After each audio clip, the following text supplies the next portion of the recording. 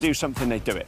We teach them some very basic drill movements so they know how to stand. Everything's under a command, a whistle blast, so they get to learn to react in a military style, in a disciplined style.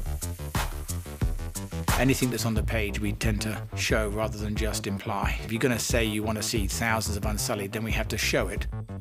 It's a significant, big scope moment. So the challenge was definitely to find ways to really make it seem like thousands are arriving. You have to have a vantage point from higher up.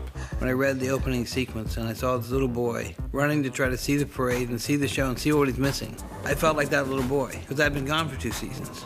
So in some respects, I kind of was that little boy.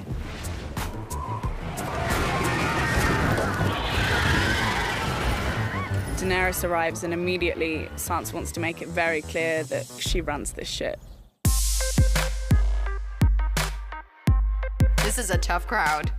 I think Jon knows Sansa well enough now that when it comes to Dany, he knows he's going to have some difficulty.